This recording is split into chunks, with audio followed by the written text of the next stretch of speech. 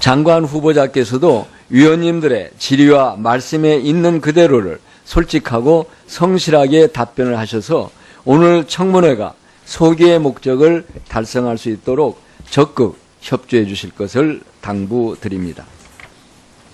그러면 인사청문회 진행 절차에 대해 말씀드리겠습니다. 오늘 인사청문회는 제3차 전체회의에서 의결한 인사청문회 실시 계획에 따라 통일부 장관 후보자의 선서를 받고 모두 발언을 청취한 다음 위원님들의 주 질의와 이에 대한 후보자의 답변을 들은 후 다시 보충 질의를 하는 순서로 진행하겠습니다. 선서를 받기 전에 조명균 통일부 장관 후보자를 간략히 소개해드리겠습니다.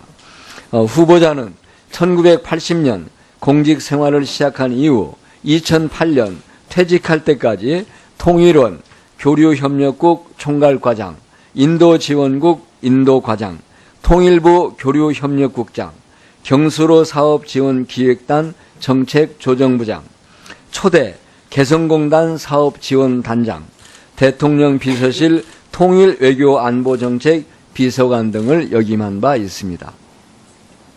보다 자세한 내용은 배부해드린 유인물을 참고하여 주시기 바랍니다. 그러면 조명균 통일부 장관 후보자의 선서가 있겠습니다.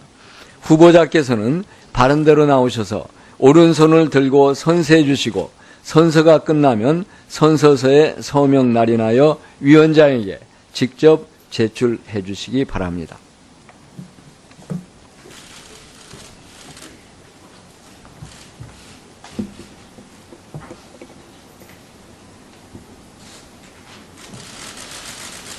선서, 공직 후보자인 본인은 양심에 따라 숨김과 보탬이 없이 사실 그대로 말할 것을 맹서합니다. 2017년 6월 29일 공직 후보자 조명균.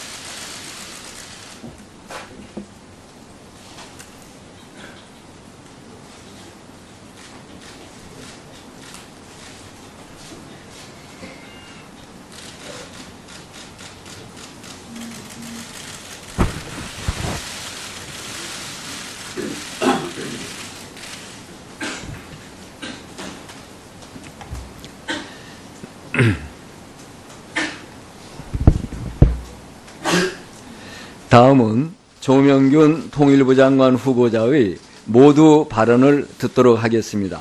후보자께서는 발언대로 나오셔서 10분 이내로 모두 발언을 해주시기 바랍니다.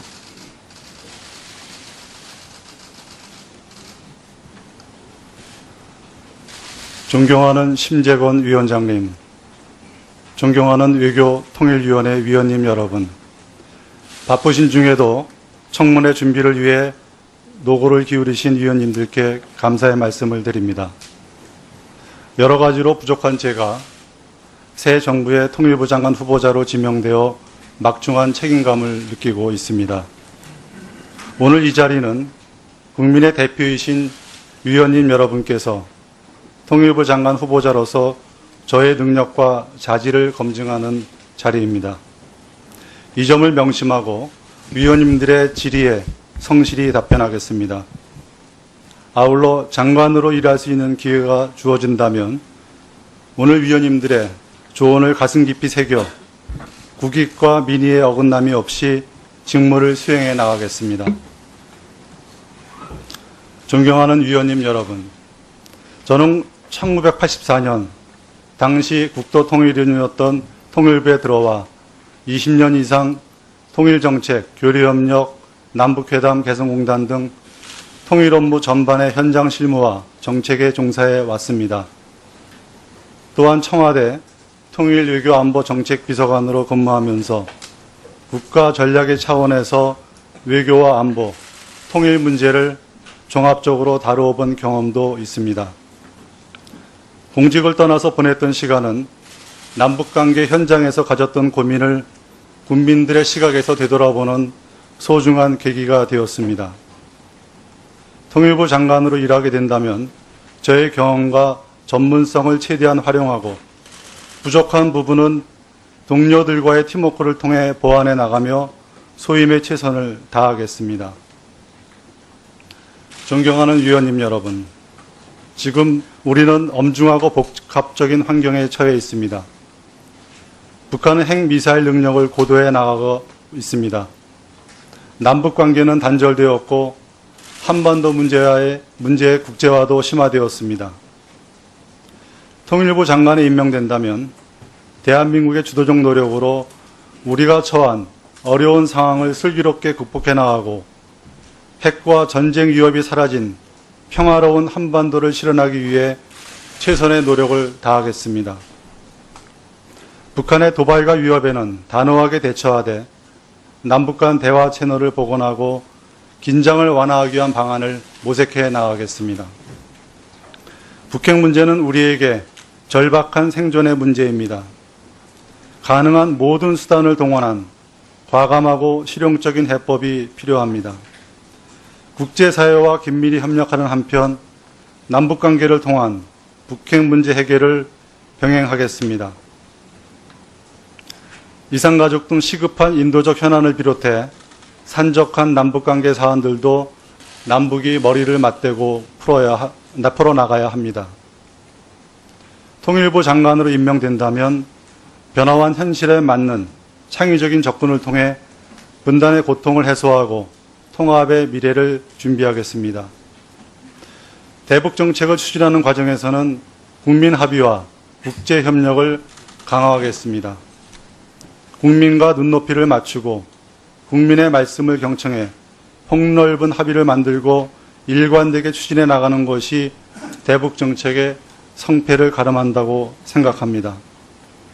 사회 각계각층의 다양한 의견을 적극 수렴해서 정책에 충실히 반영해 나가도록 하겠습니다. 국민의 대표인 국회와도 더욱 긴밀히 소통하겠습니다. 국제사회와도 밀접하게 협력하겠습니다. 능동적으로 우리의 입장을 알리고 설득하는 한편 필요한 협력은 적극적으로 추진하겠습니다. 어려운 시기에 통일부에 대한 국민들의 기대가 크다는 점도 유념하고 있습니다. 조직의 정비와 쇄신에도 만전을 기울이겠습니다. 존경하는 심재건 위원장님, 존경하는 위원님 여러분, 앞에서 말씀드린 바와 같이 저는 통일부 사람입니다. 통일부를 떠나서도 통일 문제에 대한 애정과 고민은 한순간도 놓지 않았습니다. 저의 공직 생활을 통일부에서 다시 시작하고 마무리할 수 있게 된다면 헌법적 가치와 국민의 여망에 부응해 한반도가 평화 통일로 나아갈 수 있도록 최선을 다하겠습니다. 존경하는 위원님들의 적극적인 지지와 협조를 부탁드리며 위원님들의 질의에 충실히 답변하겠습니다. 경청해 주셔서 감사합니다. 수고하셨습니다. 자리에 앉아주시기 바랍니다. 다음은 후보자에 대한 질의 순서가 되겠습니다. 질의는 윤영석 의원님. 네, 자유한국당 간사를 맡고 있는 윤영석 의원입니다. 인사청문회 진행에 앞서서 자료 제출과 회의 진행 관련해서 몇 가지 의사진행 발언을 하겠습니다. 지난 6월 7일 강경화 당시 외교부 장관 후보자에 대한 인사청문회에서는 후보자에 대한 신상에 많은 의혹이 제기가 되었습니다. 또한 이에 따라서 많은 자료 요구가 있었습니다. 하지만 후보자는 세금 탈세, 또 부동산 투기, 위장 전입, 논문 표절 등의 의혹에 대한 자료를 아주 부실하게 제출했었고 또한 아예 많은 자료를 제출하지 않았습니다. 인사청문회 도중에 의사진행 발언을 통해서 여러 차례 이러한 것을 제출하기를 요청을 했지만은 전혀 이행이 되지 않았습니다. 특히 2004년 당시 후보자가 매도했던 봉천동 주택세 채의 거래 내역서, 또한 봉천동 건물 매도에 따른 부동산 세금 납부 내역, 이러한 자료를 다음 날인 6월 8일까지 제출하겠다고 했지만은 결국은 제출하지 않았습니다. 이러한 세금 납부 내역 자료는 국세청의 전산 정보 시스템에서 후보자 본인이 신청만 하면 바로 제출을 받을 수 있는 그런 자료입니다. 아주 간단한 것인데도 결국 후보자는 그런 것을 제출하지 않았고 결국은 본인의 세금 탈세 사실을 숨기기 위한 것이 아닌가, 또 우리 인사청문회를 무력화하기 위한 것이 아닌가 하는 것을 강한 의심을 가질 수밖에 없습니다. 문재인 대통령은 이러한 그 자격 미달, 또 자료 제출로 미비하고 또한 자질이 부족한 이러한 그 후보를 결국은 외교부 장관으로 임명을 하고 말았습니다. 이에 대해서 대단히 유감스럽다는 그런 의사를 제가 표명하면서 다시는 이런 일이 발생해서 안 되겠습니다. 오늘 통일부 장관 그 후보자 인사청문회 관련해서도 본 의원이 63건의 자료 요구를 했는데 다수의 지금 중요한 자료가 지금 제대로 제출이 안 됐습니다. 알고 계십니까? 그래서 예를 들어 지난 10년간의 종합소득세 납부 내역, 또 2008년 이후 종합부동산세 납부 내역 등의 자료에 대해서 아직 제출이 안 됐습니다. 그래서 특히 2006년 2월에 후보자가 매도한 그 의정부 주택에 대한 그 양도소득세 내역도 아직 제출이 안 됐습니다. 이러한 것을 금일 오전 중에 이 자료를 제출해 주시기 바라면서 위원장님께서 지난 6월 7일 인사청문회에서 자료 제출 미비에 대한 위원님들의 불만이 상당히 있었다는 점을 감안하셔서 오늘 이러한 자료가 반드시 오전 중에 제출될 수 있도록 꼭 해주시기 바랍니다. 그래서 오늘 통일부 장관 후보자에 대한 인사청문회가 내실 있게 진행될 수 있도록 해주시기를 요청드립니다. 이상입니다. 예, 후보자께서는 지금 우리 윤영석 위원님께서 말씀하신 것처럼 오전 중으로 최대한 자료를 빨리 만들어서 제출해 주시기 바랍니다. 예, 다음은 후보자에 대한 질의 순서가 되겠습니다. 질의는 일문일답의 방식으로 하되 위원님 한 분의 질의 시간은 답변을 포함해 10분으로 하도록 하겠습니다. 부족한 부분에 대해서는 보충 질의 시간을 드리도록 하겠습니다. 그러면 지금부터 질의를 시작하도록 하겠습니다. 먼저 원혜영 의원님 질의해 주시기 바랍니다.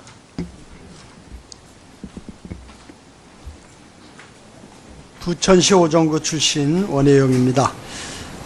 후보자께서 20여 년간 근무했던 통일부의 장관 후보자로 지명돼서 감회가 더 특별할 거라고 생각합니다.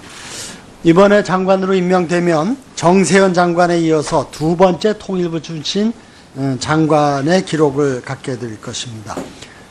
통일부 출신 장관으로서 애정을 가지고 통일부의 위상을 새롭게 끌어올리고 한반도 평화와 남북관계 발전을 이뤄내는 데 기여하는 장관이 되기를 당부드립니다.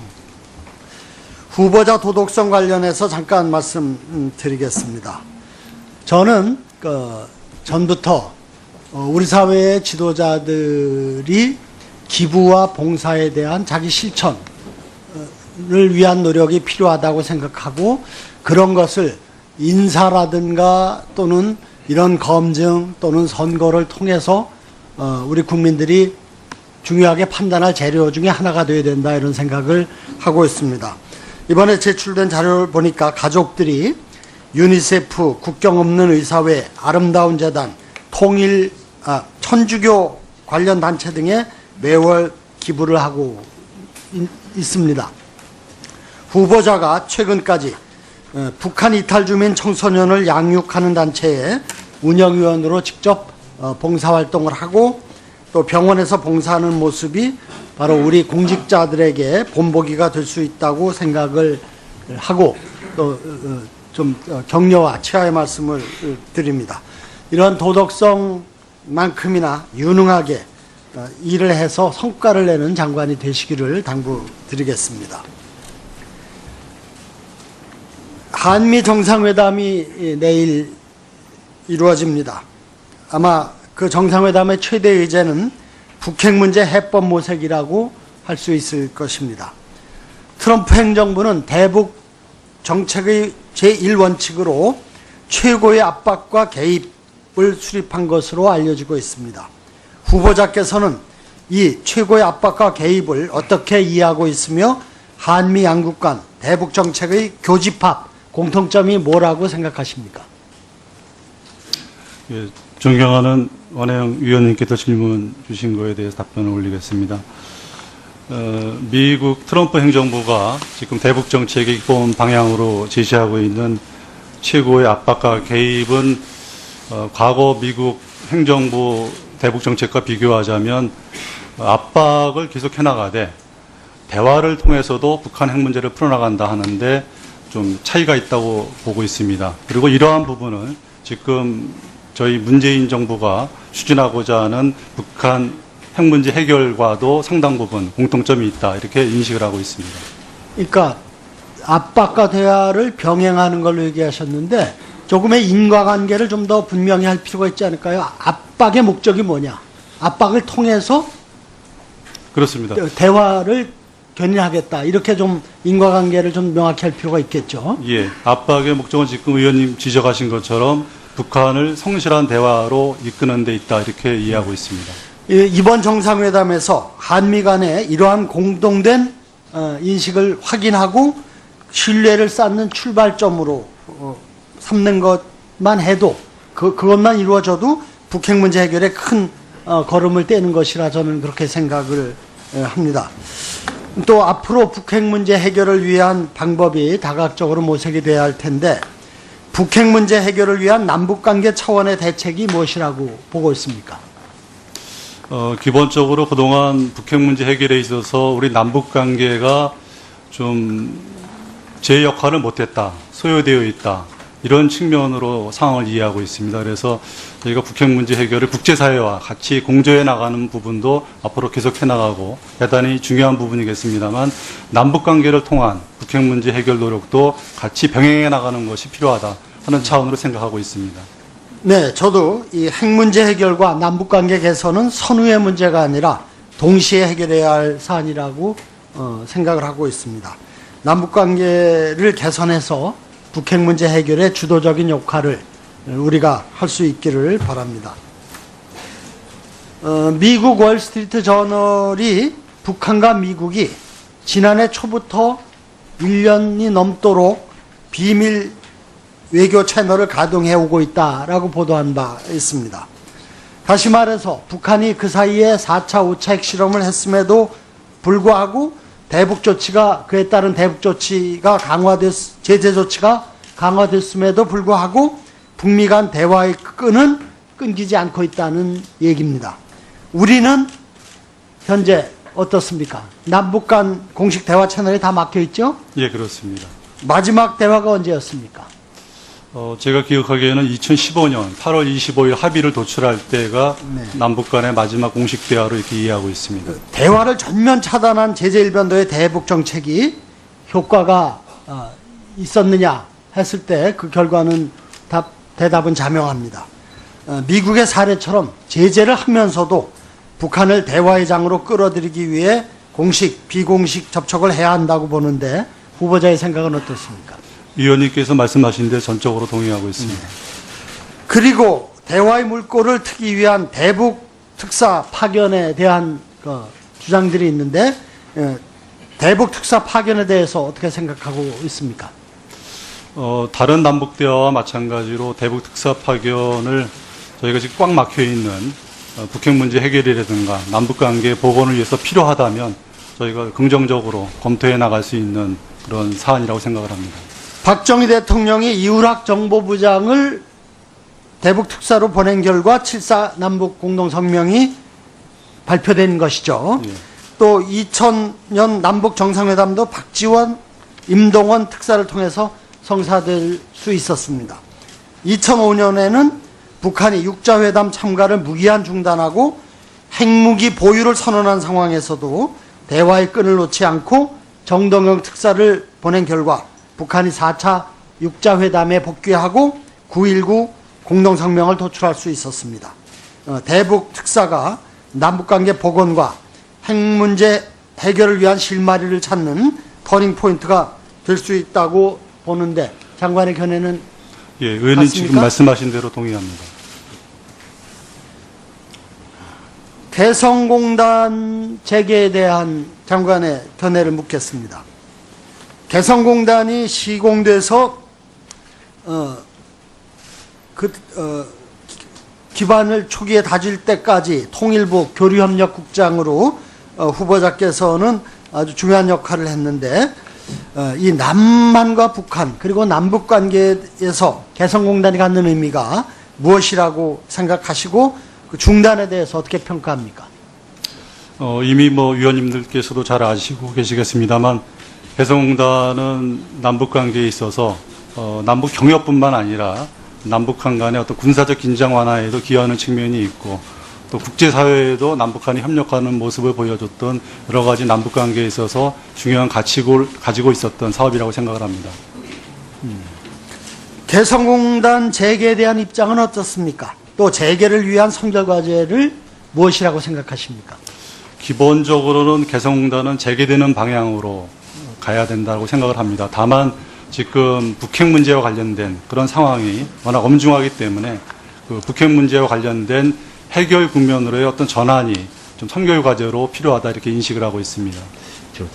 네, 이러한 문제점들을 잘 살펴서 대북 개성공단 재개가 앞으로 지나가지 못하게 주시죠. 제대로 된 경로를 통해서 이루어질 수 있도록 많은 노력을 당부드리겠습니다. 예, 이상입니다. 명심하겠습니다. 예, 원외 의원님 수고하셨습니다. 이번에는 이석현 의원님 질의하여 주시기 바랍니다. 안 계신 말이구나. 더불어민주당의 이석현 의원입니다. 먼저 지난번에 미국의 원비어 씨 사건에서 우리가 알 수 있었는데 월스트리트 저널에 보도가 됐었죠. 예. 미국 정부가 북한 당국과 1년 넘게 비밀 접촉을 해왔었다.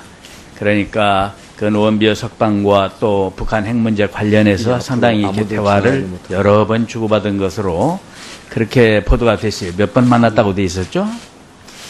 구체적인 횟수까지가 기억은 못합니다만 예. 1.5 트랙이라든가 또는 예. 트랙 2 방식으로 해서 여러 번 만난 거로 저도 이렇게 파악을 하고 있습니다. 그렇죠. 그런데 우리 정부가 이 한반도 문제 관련해서는 당사자인데 그 북한하고 비밀 접촉이 그동안 있어 왔나요? 제가 파악한 바로는 그동안 그 비밀 접촉도 끊어져 있는 거로 이해를 하고 있습니다. 내가 지난번 전임 통일부 장관한테도 물어봤는데 남북 간의 접촉이 전혀 없는 걸로 이렇게 예. 보이더라고요.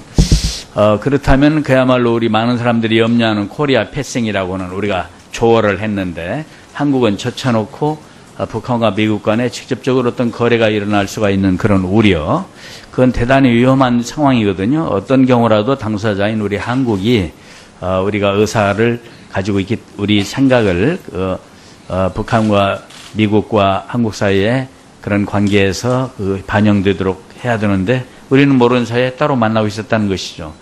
그래서 우리가 남북 관계에서 어떤 하트라인이 필요한 거 아닌가, 공식적인 대화를 재개하는 것이 필요한데 또 최소한 우선 급한 대로 그런 비공식적인 접촉 라인이라도 있어야 하는 거 아닌가 이렇게 생각하는데 어떻게 생각합니까?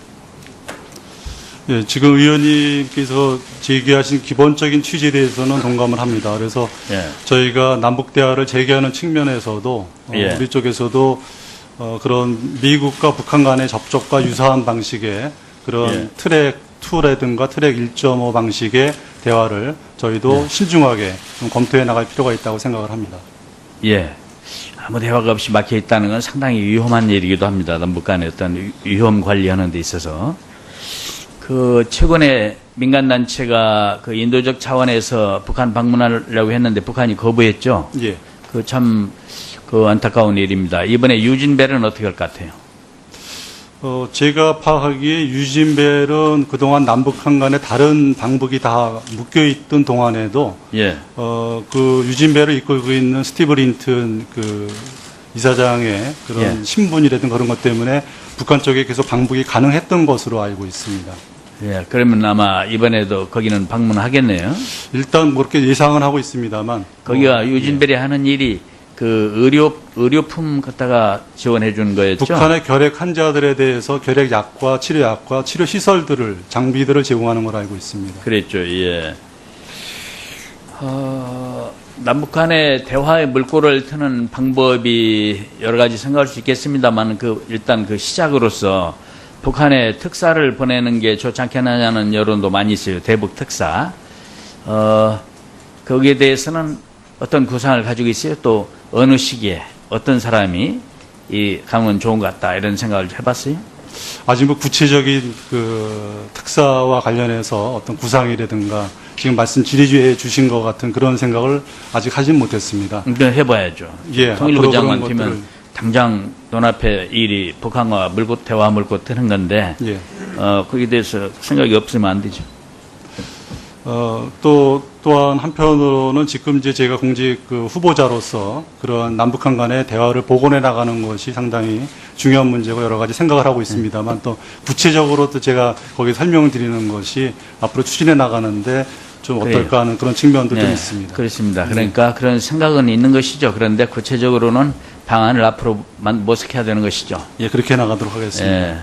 그래요. 개인적인 견해를 내가 물었던 것인데 예. 예, 그만큼만 물어볼게요. 이산가족 우리 국회가 8월 15일을 계기로 해서 이산가족 상봉을 하자라고 여야가 모두 합의해서 결의안을 채택을 했어요. 거기에 대해서는 어떻게 전망합니까? 통일부가 적극 앞장을 서서 그 일이 되도록 해야 할 텐데 거기에 대한 각오와 계획을 말씀해 주시죠. 예, 지난번에 국회에서 본회의에서 이산가족 그 상봉 촉구 결의안 채택된 것을 저도 내용을 다 봤습니다. 예. 거기 나온 대로 실현될 수 있도록 저희 정부 차원에서도 제가 공직에 취임하게 된다면 적극적으로 국회와 협조해 나가도록 하겠습니다. 예. 그런 일을 위해서도 북한과 어떤 대화기를 트는 게 시급한 것이죠. 그렇습니다. 예. 예. 처음에 공식적인 대화기를 트기 위해서는 먼저 비공식적인 대화를 옛날에 이렇게 가져왔어요. 그걸 통해서 공식적인 대화를 이뤄내고 대화가 딱 막혔을 때는 그랬거든요. 예. 네, 그런 방안도 생각을 많이 해봐야 할 것 같아요. 여러 어떻게 할 가지 건가요? 뭐 구상을 하고 있습니다만 과거의 경험도 있고요. 예. 그런 여러 가지 구상을 하고 있습니다만 워낙 상황 자체가 지금 남북관계 상황이나 북핵 상황이 쉽지가 않고 예. 또 저희가 국제적으로 또 이런 문제들을 협조해 나가는 측면도 있고 하기 때문에 그런 문제들은 여러 가지 상황을 종합적으로 보면서 신중하게 그리고 필요하다면 또 저희가 적극적으로 검토해 나가도록 하겠습니다. 예, 평창올림픽이 다가오고 있는데 평창올림픽에 남북한 단일팀을 만든다는 것은 굉장히 상징적인 의미가 크죠. 우리 한반도의 평화를 위해서 세계적인 큰 관심사가 될 것입니다. 그런데 거기에 문제가 좀 있죠. 왜 그 선수 출전권 예. 자격 문제가 북한 선수들이 거기에 이르지 못했다는 얘기죠. 거기에 대해서 대책이 뭡니까? 일단 그 문제와 관련해서는 저희가 현재까지 과거에 남북 단일팀을 이뤄가지고 저희 모든 국민들이 거의 상당한 감동을 받았던 그런 측면을 다시 평창 올림픽을 통해서도 예. 재현됐으면 좋겠다라는 희망을 갖고 있습니다만 예. 여러 가지 또 거기 고려 요소들이 있기 때문에 해당 경기 단체들 입장이 있고 선수들 입장이 있고 예. 북한의 입장이 있기 때문에 그런 것들은 좀 면밀히 살펴가면서 저희가 조치해 나가도록 하겠습니다. 내가 묻는 것은 그러니까 그 북한 선수들이 국제 경기에 지금 이 동계 올림픽에 참여할 만한 그 IOC에서 예. 그런 기준에 도달해 있지 않아서 자격이 지금 없는 상태다. 그렇습니다. 그 얘기인데 예. 그것을 극복하고도 단일팀을 할 필요가 있는 거 아니겠습니까? 예. 특히 이제 그 여자 하키, 예. 여자 하키, 아이스 하키, 이가 우리가 유력하게 보고 있어요. 단일팀 구성에 여자 아이스 하키. 그러면 그걸 위해서 해야 할 조치들이 어떤 게 있나 묻는 것입니다. 그 일이 가능하도록 하기 위해서 국제사회에서. 예. 지금 뭐 제가 그렇게 구체적으로 여자 하키팀의 단일팀 구상과 관련해서 어떤 안을 생각해 보지는 않았습니다. 예. 다만 그런데 기본적인 그런 방향으로 예. 북한이 또 호응해 온다면 또 여러 가지 여건이 조성이 된다면 적극적으로 자세가 조명균 후보가 좀 더 적극적이어야 돼요. 왜냐하면 후보 지명된 지가 꽤 됐어요 지금. 예. 그래서 북한이 호응이 온다면 꼭 그렇게 생각하지 말고 그런 일을 이뤄내기 위해서는 상당히 적극적인 자세가 필요합니다. 알겠습니다. 명심하겠습니다. 예를 들면 지금 이제 국제 아이스하키 그 연맹에다가 어떻게 호소를 해야 되고 동의가 필요하잖아요. 그리고 또 여기에 그 출전하는 나라들의 동의도 필요하지 않겠습니까? 예. 그런 일에 대해서 상당히 생각을 해야 돼요. 좀 더 적극적이기 바랍니다. 알겠습니다. 과거에 명심하겠습니다. 통일부 장관이 우리 외교통일위원회에서 지탄을 맨날 들었던 이유가 뭐였냐면 너무 소극적이었다는 거예요.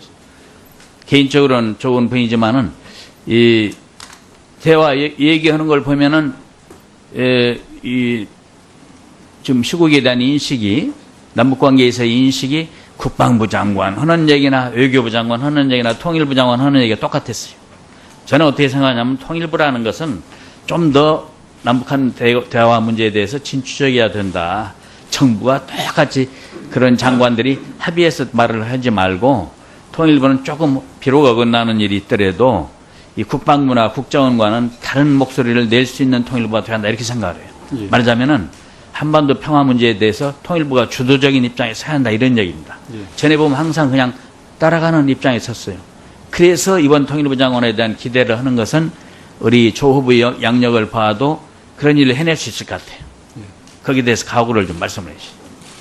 지금 의원님께서 지적하신 것처럼 통일부가 좀 더 남북관계에 있어서 예. 좀 적극적인 입장에 대해서 주도적인 예. 역할을 해야 된다는 데서는 전적으로 동의하고 있습니다. 예. 그런 부분에 대해서 제가 공직에 취임하게 된다면 예. 새겨서 그런 예. 방향으로 통일부가 움직일 수 있도록 적극적으로 노력해 그래야 나가도록 됩니다. 하겠습니다. 기존 통일부에 몸담고 있는 여러 관료들과 함께 보다 적극적으로 정부의 정책 결정에 있어서 앞장을 서야 된다 이런 얘기예요. 예. 근데 우리 후보 경력을 보니까 그동안 참 남들 돕는 일도 많이 했고 또 통일을 위한 일 많이 했어요.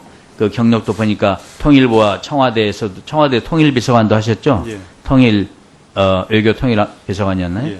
예, 여러 가지로 훌륭하다고. 알겠습니다. 예, 감사합니다. 네, 이석현 의원님 수고하셨습니다. 이번에는 정양석 의원님 질의해 주시기 바랍니다. 서울 강북갑 정양석 의원입니다. 후보자 되신 거 축하드립니다. 후보자가 임명되시고 나서 언론에 이렇게 후보자를 소개했습니다. 화려한 복귀, 금의 환영, 대북 전략 정책동, 그 다음에 대북 관계 전문가, 남북 경협의 산 증인, 뭐 이렇게 후보자를 칭찬하는 언론 소개가 많았습니다. 저도 기대를 갖고 청문회를 준비했는데 약간 실망스러운 면이 없지 않아 있어서 후보자의 지난 일을 후보자 국장으로서 관련된 일을 사건 3가지를 한번 표를 통해서 보시겠습니다.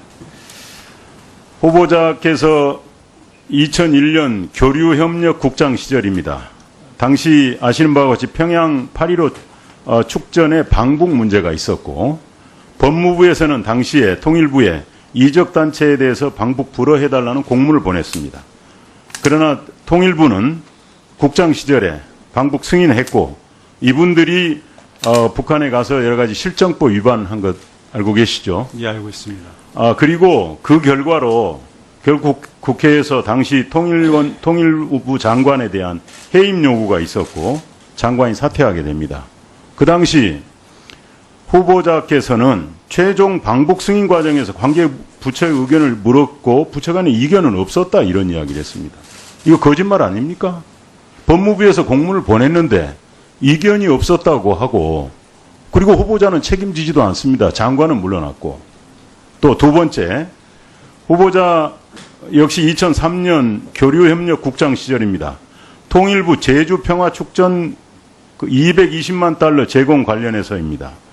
국정감사에서 유흥수 의원께서 현금을 지원했는지에 대해서 물었습니다. 그렇지만 후보자는 아직 구체적으로 얼마를 지급했는지 내역은 확인하지 못하고 있다고 답변을 했습니다. 후보자 답변이 사실과 맞지 않으니까 당시 정세현 장관도 그렇게 했습니다. 조 국장한테 확인해 보니까 당시 그 국감 시작 전에 김원웅 의원으로부터 돈 문제에 대해서는 보안을 유지해 달라고 요청을 받았다. 그래서 그렇게 답변할 수밖에 없었다는 이야기를 했습니다. 그리고 후보자는 이렇게 했습니다. 당시에 어쨌든 저로서는 위증하겠다는 의도라든가 생각을 갖고 한 건 아니고 이렇게 무책임한 이야기를 했습니다. 결국 어떻게 됐습니까? 국회에서 위증으로 처벌은 받지 못했지만 결국 좌천성 인사인 경수로 사업지원기획단 정책부장으로 인사 발령이 되게 됩니다. 결국 통일부가 책임을 물은 겁니다.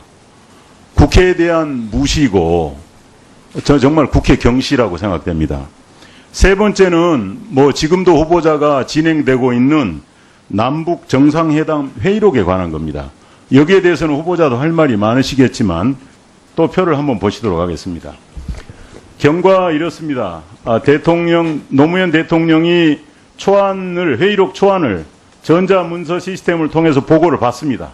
그리고 열람을 누르고 수정 지시를 합니다. 그래 대통령이 나중에 회의록 수정본을 보고를 받고 국정원에서 1급 비밀로 관리해라. 그리고 회의록은 파일은 삭제해라는 지시를 합니다. 이건 뭐 수사 결과에서 드러난 사항입니다. 그러나 후보자는 기록관리비서관실이 전자문서 시스템이 폐쇄되는 1월 30일까지 종료 처리 버튼만 누르면 되는데 대통령 결재도 났고 근데 누르지 않습니다. 그걸 눌러놓으면 전자문서 시스템에서 국가 소위 그 기록원에 자동으로 이체가 되는데 하지 않습니다. 그 기간이 지나서 또 그 기간이 지난 뒤에 이제 후보자는 폐쇄된 전자문서 시스템을 기록관리비서관실에 요청해서 초안을 삭제합니다. 그리고 2014년부터 3월까지 퇴직하게 될 때까지는 이제 전자문서 시스템이 끝났기 때문에 인쇄물로 제출을 해야 되는데도 불구하고 또 하지 않습니다. 후보자는 기록물관리법 위반으로 기소가 됩니다. 그렇지만 초안은 대통령 기록물로 볼 수 없다는 법원 판단 때문에 무죄가 됐습니다. 그러나 어떻게 됐습니까? 청와대 기록이나 또 국가기록원에는 후보자가 그토록 자랑스러워했던 제2차 남북 정상회담에 대한 기록이 아무것도 없습니다. 거기에 대해서 법원의 무죄 판결은 후보자의 그런 무책임한 행위까지 무죄 판결을 준 건 아니라고 생각합니다. 단지 없앤 것이 초안이었기 때문에 기록물로 볼 수 없다는 판단입니다. 어떻습니까, 후보자?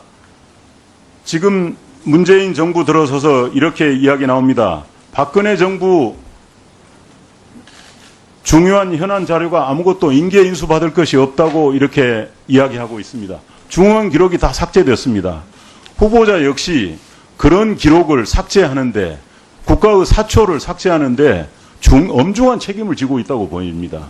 저는 이 세 건의 사건을 통해서 후보자는 남북회담의 경험이 많은 전문가일지는 모르겠지만 윗사람의 말에 무조건 순응하고 비판의식이나 책임 없이 따라서 하는 정말 공인으로서 책임감이 결여된 그런 사람 아닌가 이런 생각이 듭니다.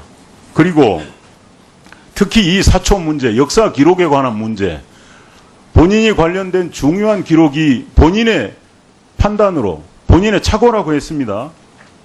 이건 더 중요한 문제입니다. 착오로 기록에 남아있지 않습니다. 어느 재판 과정에서는 또 대통령의 지시라고 했습니다. 도대체 무엇입니까? 대통령의 지시로 한 겁니까? 아니면 정말 본인이 판단을 잘못한 겁니까? 저는 이 인사를 보고 후보자 이 인사는 정말 보은 인사다. 전문가를 임용한 게 아니고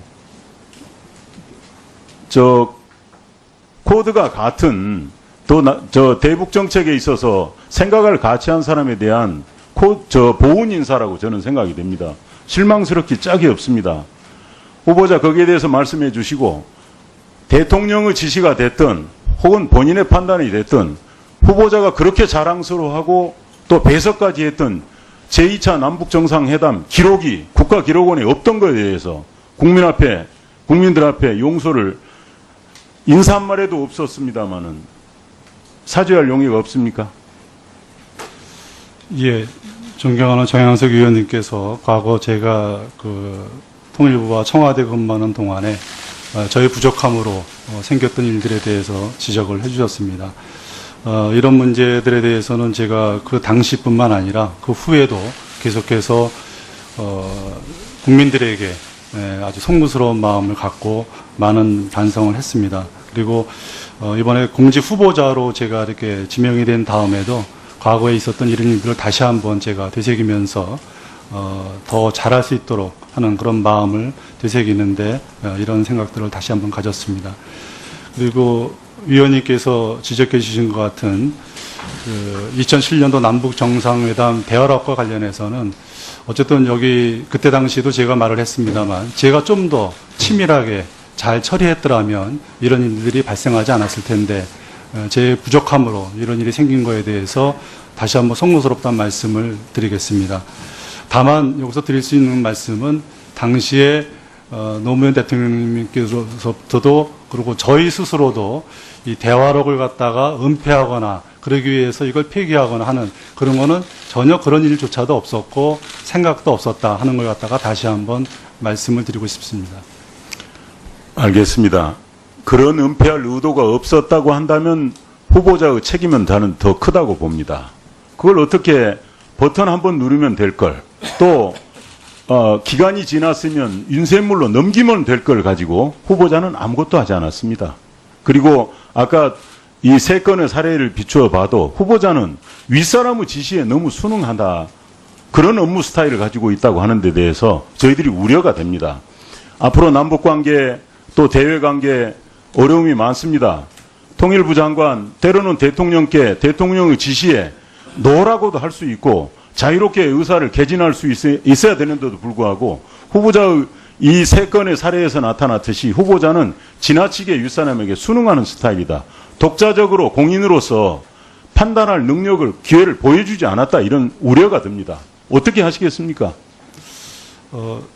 이 의원님께서 지적해 주신 바대로 제가 윗사람의 지시에 순응하는 형이라고 저 자신은 생각하지 않습니다만 위원님께서 보신 것처럼 그렇게 비춰진 것에 대해서는 또 제가 그만큼의 부족함이 있어서 그런 것이 아닌가 이렇게 생각을 합니다. 그런 위원님께 주신 그런 취지를 제가 앞으로 공직에 취임하게 된다면 적극적으로 새기면서 업무에 임하도록 하겠습니다.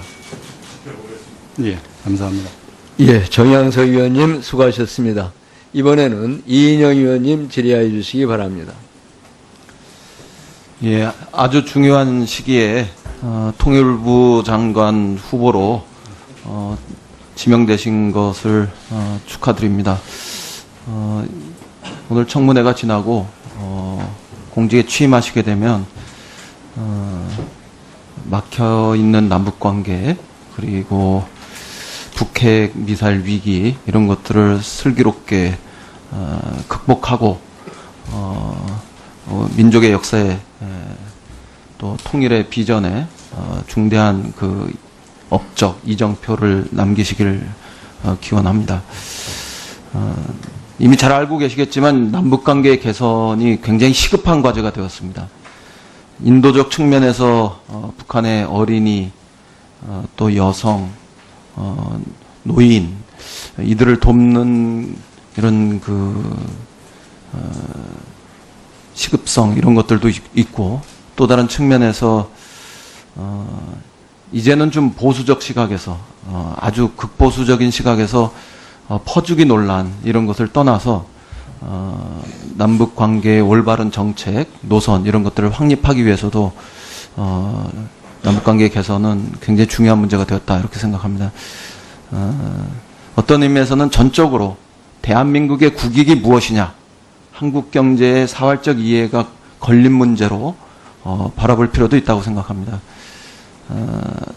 동전의 양면과 같은 문제지만 지금 우리가 직면해 있는 핵미사일 문제, 그 위험 문제를 평화적으로 잘 해결하는 것과 또 침체해 있는 한국 경제의 성장 그 출구 이런 것을 찾아 나가는 것은 적어도 지금의 이 시점에서는 일치된 이해관계다 이렇게 저는 봅니다.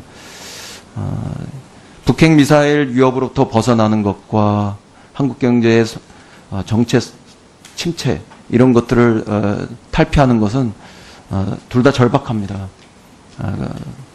아시다시피 그러나 어느 하나 쉽지는 않습니다. 그럼에도 불구하고 그동안 제재와 압박으로 대변되어 왔던 통일정책의 대대적인 전환은 또 필요한 이런 시점이라고 저는 생각합니다.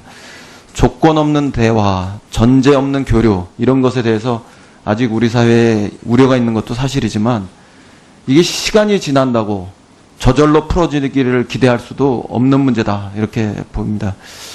그래서 두 가지만 제가 그 정책적으로 여쭤보겠습니다. 우선 하나는 핵미사일이 고도화되었고 이것이 실전용 수준까지 와 있다. 이런 것들은 후보자도 그렇게 판단하고 국제사회에서도 또 우리 사회의 그 오피니언 리더나 아니면은 그 전문가들의 대부분 그 일치된 시각인 것 같습니다. 그 핵탄두의 소형화 내지는 규격화 이런 것들이 완성되거나 직전 단계에 와 있다. 이렇게 진단들 하고 있고 또 미사일의 그 사거리는 뭐 3,000km 이런 능력을 가지는 것까지 이렇게 분석되고 있습니다. 이미 한반도 전역을 넘어서 있는 그런 능력입니다.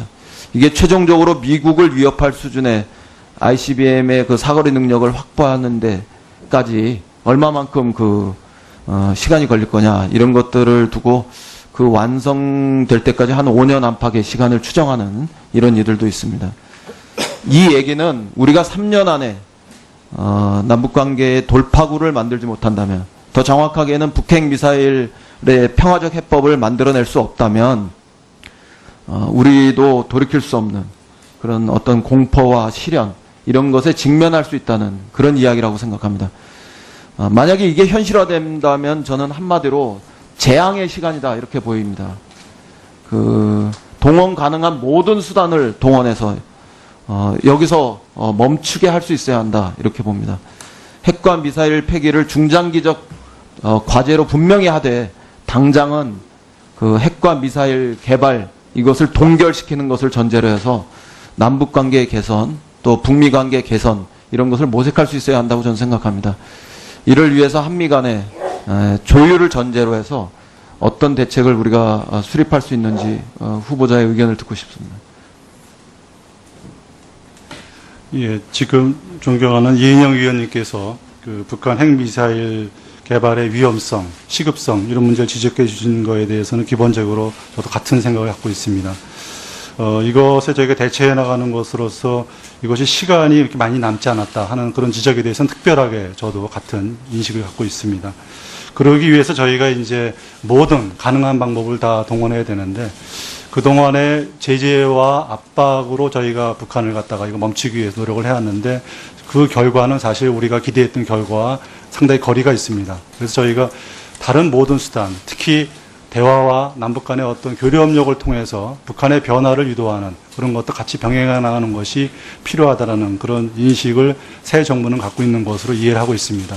다만 이러한 것들이 밖에서 많이 우려하고 계시는 것처럼 그동안 국제사회라든가 미국이 북한 핵 문제와 관련해서 가져왔던 어떤 인식이나 그런 방향과 좀 어긋나는 것이 아니냐는 우려가 또 한쪽에서 있는 것도 사실입니다.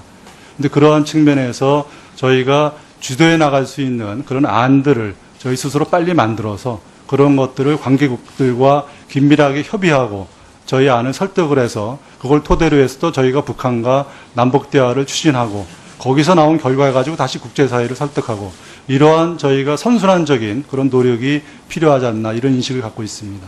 그 제재와 압박 이것만이 유일하게 우리가 동원 가능한 수단이 아니라 지금 북의 핵미사일 개발 과정을 여기서 중단시키기 위해서는 대화와 협상 이것들도 분명한 우리 동원 가능한 수단으로 채택되어야 한다. 이런 점에 대해서 동의하시는 거죠? 그렇습니다. 저는 우리가 대화와 협상을 제재와 압박 일변도로 해왔던 것을 지속하면서도 또 때로는 우리의 군사적 억지 수단 이런 것들을 더 고도화하면서도 더 강력하고 더 현실성 있는 그 대화 협상의 방안을 마련할 수 있다고 생각합니다. 그리고 그것이 어떤 면에서는 지금의 상황을 타개하는 동원 가능한 수단으로 유효하게 작동할 수 있다 이렇게 생각합니다. 이 점에 대해서 좀 확고하게 정책적인 그 실천 이런 것들을 뒷받침하시면 좋겠습니다. 이 안보의 위기는 곧 경제 위기로 전환한다고 저는 생각합니다. 코리아 패싱이 아니라 코리아 이니셔티브로 새로운 운명을 우리가 개척할 수 있어야 한다고 생각합니다. 5년 이내에 이런 전환에 성공하지 못하면 5년 뒤에 미중 패권은 훨씬 더 그 각축을 본격화할 거고 또 일본이 재부상하고 경우에 따라서는 군사적 무장으로까지 가고 또 러시아가 동방으로 진출해 오는 이런 그 국제 정세가 노골화되면 저는 압축 성장의 대명사처럼 그 일컬어졌던 한국 경제의 신화, 여기도 중대한 시련이 온다 이렇게 생각합니다. 북의 고난의 행군, 그 어려웠던 그런 시절 못지않게 한국 경제는 여름임에도 불구하고 겨울처럼 추울 수 있는 시련의 시간을 맞이할 수밖에 없다 이렇게 생각합니다. 그래서 지금 남북 관계의 그 걸림돌로 북핵 미사일이 작용하고 있지만 이것을 동원 가능한 모든 수단, 대화 협상이라는 이런 수단까지 포함해서 반드시 변화시키고 개선해야 된다 이렇게 생각하고, 그와 관련해서 장관에 취임하시면은 사명감을 갖고 새로운 우리 민족의 어떤 운명, 진로를 개척한다는 이런 아주 높은 사명감을 갖고 임해 주셨으면 좋겠습니다. 그리고 그동안 그 통일부가 통일부로서의 어떤 자존감, 위상 이런 것들이 매우 떨어졌었는데 통일부의 모든 그 공무원들과 함께 이런 일에 좀 매진해 주셨으면 좋겠다 이런 기대를 전해 봅니다. 다른 때하고 달리 남북 관계는 중단된 것을 다시 그 복원하고 이어가야 되는 것이기도 하지만 지난 10년의 공백이 워낙 치명적이어서 어떤 의미에서는 처음부터 다시 시작하는 이런 그 각오로 임해야 될지도 모르겠습니다. 남북 관계의 새로운 어떤 이정표를 만들었던 2000년 전후로 한 당시에 주무국장으로서, 교류협력의 주무국장으로서 또 그 청와대의 어떤 통일비서관으로서 이런 그 경험들을 살려서 어떤 의미에서 리세팅하는 그런 차원에서의 각오로 장관이 임해 주시면 좋겠다 이런 당부의 말씀도 드리겠습니다. 예, 감사합니다. 위원님께서 제기해 주신 사항들을 새겨서 앞으로 제가 공직에 취임하게 된다면 정책에 적극 반영해 나가도록 하겠습니다. 감사합니다. 마치겠습니다. 네, 이인영 의원님 수고하셨습니다. 이번에는 최경환 의원님 질의해 주시기 바랍니다. 네, 우선 조명균 후보자님 통일부 장관으로 후보자로 지명된 걸 진심으로 축하를 드리고요.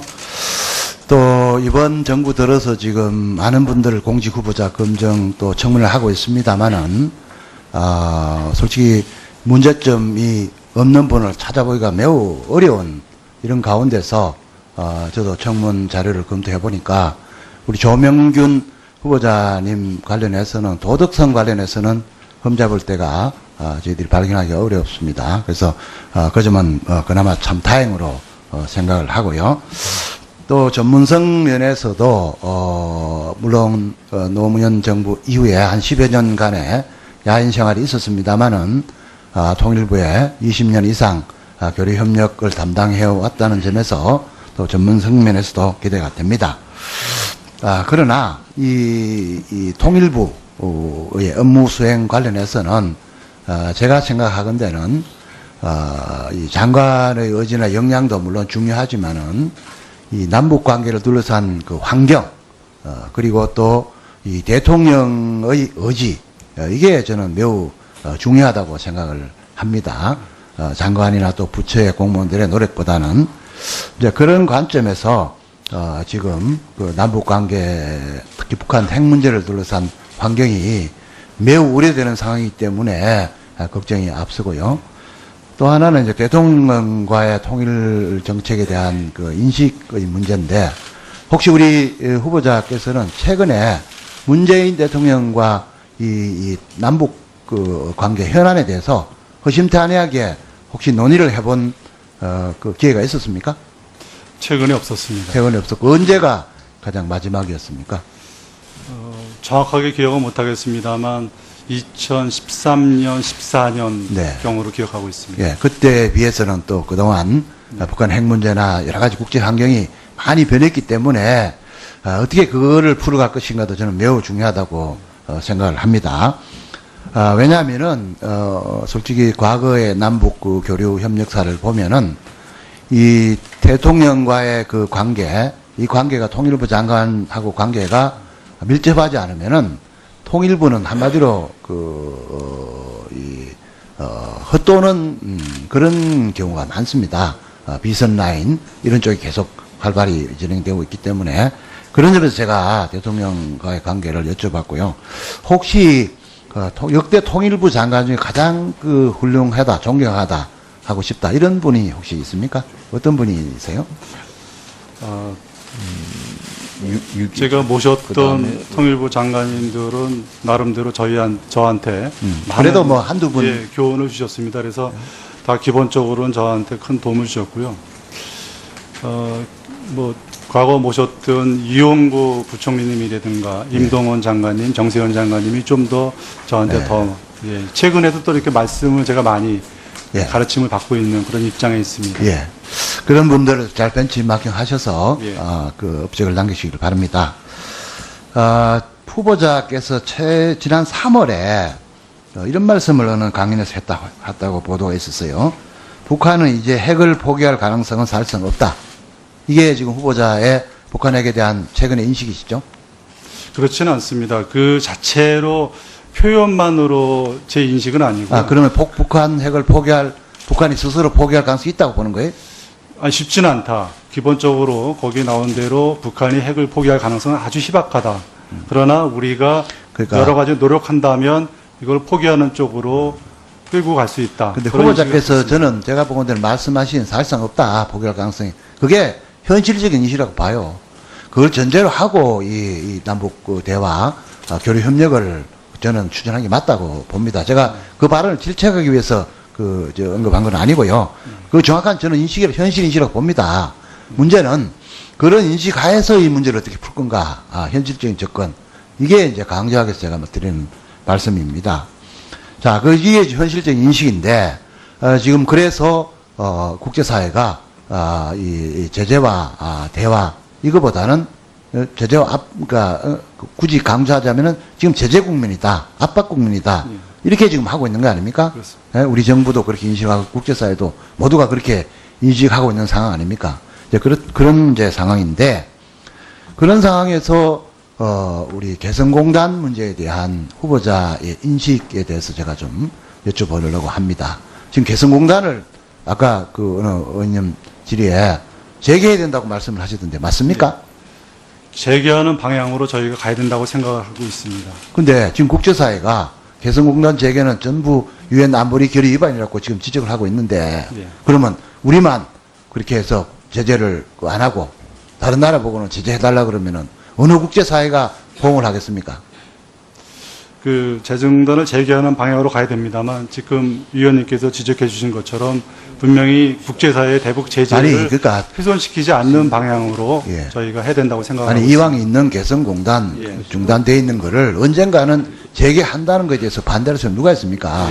문제는 그거에 대한 전제 조건과 환경 이게 지금 안 되는 상황에서 자꾸 그런 메시지를 보내니까 북한이 어떻게 생각하겠어요? 새 정부 돌아가고 이제 국제사회는 다 지지하고 하지만은 한국 정부는 개성공단 재가동 해가지고 연간 몇억 달러씩 인건비를 할 것이다. 이렇게 지금 잘못된 메시지가 가고 있지 않나 말이죠. 그 점을 제가 지적하는 거예요. 지금 문재인 대통령 지금 미국 방문하셔가지고 지금 트럼프 대통령하고 북한 핵 문제나 이런 문제에 대해서 지금 엄중하게 지금 얘기를 하고 있는데 거기에 지금 잘못된 메시지를 통일부 장관 후보자가 제시를 하면은 그게 어떻게 되겠냐 이런 얘기예요. 그 점에 대해서 좀 분명하고 단호한 입장을 이 자리에 좀 밝혀주세요. 개성공단 재개 문제에 대해서. 자, 북한 핵 문제에 대해서 핵 포기가 전제되지 않으면은 하지 않겠다든지 무슨 그런 얘기가 있을 거 아닙니까? 막연하게 그냥 북한 핵 문제가 진전돼 가는 걸 봐서 재개하는 방향으로 하겠다. 이렇게 해가지고야 우리의 대북 정책을 국제사회가 어떻게 인정을 하겠습니까? 분명한 입장 한번 밝혀보시죠. 개성공단 재개와 관련해서는 어쨌든 북핵 문제가 지금 같은 상황에서는 재개가 사실상 어렵다 보고 있습니다. 북핵 문제에 지금 같은 상황이 뭘 의미합니까? 지금처럼 아까 위원님께서도 말씀하신 것처럼 제재의 압박을 통해서 북한이 대화가 나오도록 북핵 포기 쪽으로 가도록 유도하는 그러니까 이런 북핵을 포기하지 않으면은 개성공단 재가동은 없다. 그 얘기입니까? 완전한 또 표현의 문제일 수는 있겠습니다만 북핵을 완전히 포기해야만 개성공단을 재개된다 이렇게도 표현하기도 저희가 어려움이 있는 것 같습니다. 아니 왜냐면요 지금 유엔 제재 결의 또 미국의 단독 제재 이거 관련해서 개성공단 문제에서는 분명한 지금 국제사회 입장을 가지고 있는 거 아닙니까? 예. 그런 상황에서 막연하게 지금 북한 핵 포기가 전제되지 않고 미사일 도발이 전제되지 않는 상황에서 개성공단 재가동을 언급한다는 그 자체가 매우 저는 혼선을 초래할 가능성이 많다고 보거든요. 북한 핵 포기와 미사일 도발 중단 전제되지 않으면은 개성공단 가동 없다. 이렇게 말씀하실 수 있습니까? 그런 방향으로 북한이 나아가는 확실한 그런 것이 보일 때 저희가 개성공단 재개 문제를 적극 검토한다. 이렇게 표현할 수는 있겠습니다만 어떤 결과로서 북한의 핵 포기, 미사일 완전히 포기 그런 경우에 개성공단 재개한다. 이렇게 표현하는 것은 또 제가 볼 때는 적절치 않은 표현일 것 같다는 생각이 제가 지금 하고 있습니다. 후보자님 답변 취지를 잘 이해가 지금 못하겠습니다. 제가 그러니까 지금 대통령 문재인 대통령도 그런 말씀 계셨고 트럼프 정부도 그렇고 유엔도 그렇고 북한 핵 미사일 도발이 전제되지 않으면은 개성공단 안 된다. 지금 이렇게 얘기하고 있지 않습니까? 예. 거기에 대해서 동의하시죠? 예. 알고 그런데 어떻게 지금 그 대북 정책의 주무장관께서 그런 애매모호한 답변을 하시면은 그건 곤란하죠. 위원님께서 주신 그런 지적은 우리가 어쨌든 국제사회의 대북 제재 이런 걸 훼손하지 않는 방향으로 노력하라는 취지로 제가 적극적으로 아니, 이해를 하고 취지가 그런 게 아니고요. 예. 북한 핵 개발 중단이나 그다음 미사일 도발 전제가 되지 않으면 개성공단 그 가치에다가 없다. 이렇게 말씀해 달라는 거예요. 예, 도발이 계속된다면 개성공단 재개는 어렵습니다. 예. 그렇게 이해하겠습니다. 예. 예. 그리고요, 또 지금 금강산 관광 이 부분에 대한 후보자 입장은 뭡니까? 금강산 관광은 사실 기본적으로 이게 저희 관광객이 피살된 거로 인해서 중단이 됐습니다만 그 후에 북한 핵 문제가 상황이 훨씬 더 엄중해지고 국제사회 제재가 북한에 대해서 재개돼야 된다고 생각입니까? 그렇지 않다는 입장입니까? 기본적으로 재개되는 방향으로 개성공단과 마찬가지로 가는 것이 저는 남북관계 측면에서 필요하다 이렇게 생각을 하고 있습니다만 개성공단과 마찬가지로 지금 현재 상황에서는 재개가 어렵다 이렇게 인식을 하고 있습니다. 그렇죠. 신변 보장, 안전 보장이 북한에서 예. 하고 있지 않고 오히려 우리가 잘못해가지고 그렇다고 지금 그 억지를 부리고 있잖아요. 예. 이런 상황에서 금강산 재개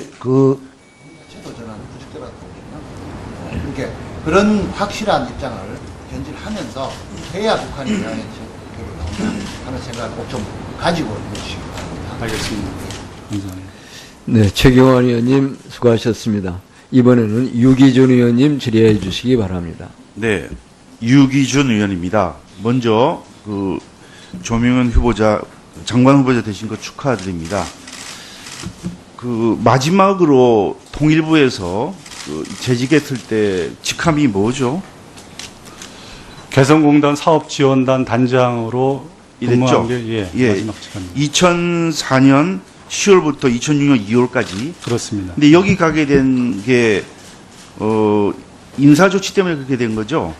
인사 조치를 받아가지고. 인사 조치는 아까 이제 정향석 의원님이 말씀하셨는데. 그거는 경수로 사업 지원 기획단 정책조정부장으로 간 것이 인사 조치로 인해서 가게 된 것입니다. 그러네. 그 앞에 그렇게 됐죠? 예.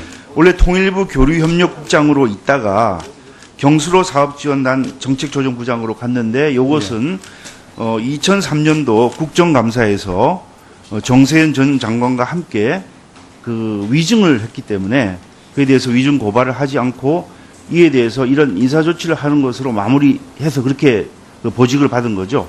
예, 그 건과 관련된 인사 조치로 이렇게 이해하고 있습니다. 뭐 다시 한 번 더 말씀을 드리면 남북 관계에 있어서는 이제 투명성, 우리가 북한에 지원할 때는 투명성이 꼭 필요하고 또 우리 이제 장관께서 앞으로 나와서 국회에서 증언하고 이럴 때는 이 국회를 존중하고 국회에서 다른 말을 하면 안 되는데 지금 후보자 보면은 이런 그 뭐라고 아까 그 위중한 부분에 대해서는 뭐 말이 이미 나왔기 때문에 제가 그걸 되풀이하지 않겠습니다만은 그 남북 관계를 할 때 이렇게 투명성을 확보하지 못한 상태의 인식을 가지고 있다든지 아니면은 국회에 와서도 또 다른 사유에 의해서 사실대로 말을 안 하고 다른 말을 한다고 한다면은 장관 후보자로서는 이게 상당히 좀 점수를 주기가 어렵습니다. 이 점에 대해서는 앞으로 어떻게 할 건지 한번 말씀을 좀 해보세요. 예, 거듭 당시에 제가 좀 그렇게 부적절한 대처로 인해서 그런 일이 발생한 것에 대해서 송구스럽다는 말씀을 올립니다. 그리고 제가 공직을 떠나서 나가 있는 동안에도 그때 일들을 많이 제가 생각을 했습니다. 또 그러면서 위원님께서 말씀하신 것처럼 투명성이라든가 저희가 정확하게 말씀드리고 소통하는 것이 얼마나 필요한 것인지 그런 것에 대해서도 제가 절감을 하는 그런 계기를 가졌습니다. 알겠습니다. 그 다음에 지금 현재 아직 그 재판을 받고 있는 게 끝나지 않았죠? 예, 그렇습니다. 대법원 판결을 남겨두고 있죠. 예, 그 문제가 되고 있는 게 2008년 정상회담 회의록과 정상회담 회의록 문서관리 카드 두 가지죠. 그러니까 문서관리 카드가 있고 또 회의록의 파일 그 두 가지 때문에 지금 재판을 받고 있는데 1심, 2심에서는 그게 결제가 될 전의 문서이기 때문에 대통령 기록물로 볼 수 없다. 그래가지고 무죄가 선고된 거 아니겠습니까? 1심, 2심에서. 예, 그렇습니다. 그렇죠. 그런데 어쨌거나 이 문서 관리 카드나 이 회의록 파일 자체를 삭제하거나 이것을 그 기록물에서 빠뜨리게 한 거 그것은 사실이죠. 그거는 변명할 수 없는 기록물로서의 자, 그 기록물이라든지 그 관리 카드 자체를 대통령이 결제를 완료해서 그 대통령 기록물로 보느냐 안 보느냐 그거는 별도의 문제이고 이 문서 관리 카드라든지 회의록 파일 자체를 삭제하거나 그 기록물에서 빼버린 거는 사실 아닙니까? 제가 그건 맞아요. 예. 예, 초본일 녹취록을 만드는 초본이지. 과정에서 초본을 삭제한 거는 맞습니다만 기록물로서의 그에 어떤 대한 법적 대화록이나- 평가는 지금 받고 있는 건데 그렇습니다. 그게 무죄가 된다 한들 그런 그 문서 관리 카드라든지 회의록 그 원본 초본이라고 하겠습니다. 초본이 사라지게 한 것 그것은 부인할 수 없는 사실 아니겠습니까? 제가 삭제한 건 맞습니다만 법원 판결에도 나와 있듯이 초본은 삭제하는 것이 오히려 타당하다는 그런 판단에서 법원이 무죄 판결한 알겠습니다. 걸로 이해하고 그리고 있습니다. 자, 그 내용을 보면은 내용은 어떤 겁니까? 그 삭제한 회의록 문서 관리 카드라든지 회의록 초본의 원래 내용이 뭐였죠? 이게 문제가 된 이유가 그 노무현 대통령이 전 대통령이 남북 정상회담을 할 때 우리 후보자 그때 배석을 했죠? 예, 배석을 해서 그 노무현 전 대통령이 회담을 하면서 북NLL을 포기하겠다는 그런 취지의 로 해석될 수 있는 그런 발언을 했기 때문에 이게 문제가 되니까 그 부분을 빼고 다시 결제를 하라고 그러고 그렇게 한 거 아닙니까? 전혀 그렇지 않습니다. 그 내용이 뭡니까 그러면? 그냥 그렇게 단순히 보도가 되고 있고 추측을 하고 있어요. 예, 말씀드리겠습니다. 저희가 녹음 테이프를 풀어서 녹취록을 만드는 과정에서 처음에 나온 초본을 저희가 일단 방금 컴퓨터에 후보자 올렸던 그 것이- 말씀하신 거 책임질 수 있습니까? 그 삭제된 예, 예. 부분이 그게 아니라는 거? 예, 초본을 삭제한 겁니다. 저희가 그러니까 그 기재가 어느 기소된 부분이 것도- 삭제됐는지는 지금 내가 그걸 물어보고 있습니다. 양이 예. 많아서 답변하기 어렵습니까? 아니면 제가 말한 그런 취지에 노무현 전 대통령이 NLL을 포기하겠다는 취지로 해석될 수 있는 그런 발언이 그 안에 있습니까? 없습니까? 그런 발언 없습니다. 책임지시는 거죠? 예, 예. 네, 알겠습니다. 예. 자, 그 다음에 후보자께서 이 개성공단이라든지 그 금강산 관광에 대해서 현재 상황으로서는 이걸 추진하기가 쉽지 않다는 취지의 말씀을 하셨습니다. 예. 그런데 이제 이게 문재인 대통령께서 지난번에 우리 대통령 선거를 할 때 공약으로 개성공단을 확장하고 또 여러 가지 말씀을 하셨습니다. 그러면 이게 뭐 상황이 좀 개선이 된다든지 그렇게 하면은 뭐 추진될 수도 있을 거라고 저는 보고 있습니다만은 그러나 현재 유엔 결의안을 보면은 2321호 31항 내용이 뭔지 아시죠? 예. 예, 유엔 회원국의 금융기관의 북한 내 사무소와 은행 계좌를 개설하지 못하도록 되어 있고 32항은 북한에 대해서 무역을 하는 경우에 금융 지원을 금지하는 그런 내용들입니다. 그러면 여기에 해당이 되어 가지고 우리가 개성공단을 확장한다든지 금강산 관광을 재개하는 경우에는 은행 계좌 또 은행 지점을 개설한다든지 이런 것들이 반드시 들어갈 텐데 당장 유엔 결의안에 위반이 되는데 이 문제는 어떻게 풀 겁니까? 앞에서도 답변을 드렸습니다만 저희가 개성공단을 재개하는 상황은 북한 핵 문제가 지금 같은 상황이 아니고 북한 핵 문제를 해결하는 국면으로 전환된 다음에 개성공단 재개 문제를 저희가 추진해 나가게 됩니다. 그런 상황에서는 지금 북한에 대해서 부과되어 있는 그런 제재도 함께 같이 저희가 해소하거나 완화하는 방안을 논의해 나가면서 개성공단 재개 문제를 검토해 나가게 될 것입니다. 자, 그런데 우리가 지금 북한에 대해서 여러 가지 인도적 지원을 하려고 문재인 정부에서 지금 계획을 하고 실제 또 의사타진까지 북한에 했는데, 북한에서는 우리가 주는 그런 인도적 지원도 받지 않겠다고 지금 의견을 통보해 왔지 않습니까?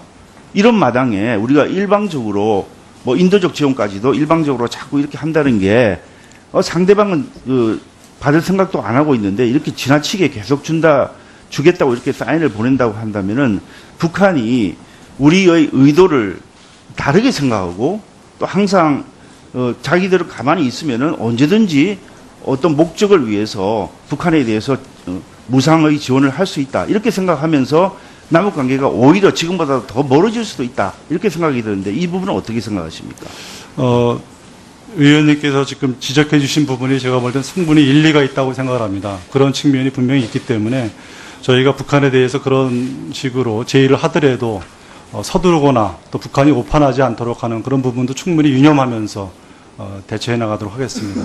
그래서 북한의 관계에 있어서는 북한이 우리가 직접 지원하는 것은 아마 현재 제재와 압박 단계에 있는 국제사회의 여러 가지 여론이라든지 또 우리가 거기에 가담해야 되는 그런 현실 때문에 북한이 거절할 가능성이 많은데 이것을 우회적인 방법으로 하는 것은 북한도 받아들일 가능성은 있다고 저는 봅니다. 예를 들면은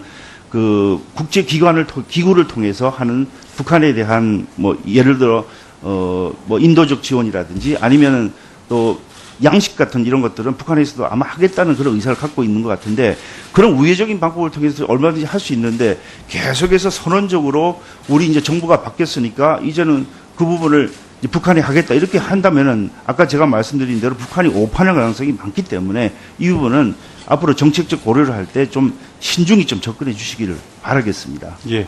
위원님이 주신 취지를 충분히 새기면서 정책을 추진해 나가도록 하겠습니다.